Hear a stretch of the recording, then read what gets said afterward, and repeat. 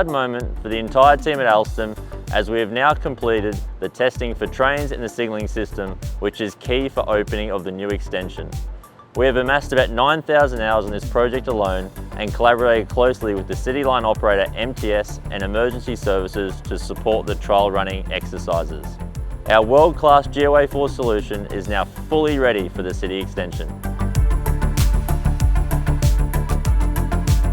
With 8 new stations in the latest extension, Sydney Metro now serves 21 stations, stretching from Tallawong to Sydenham.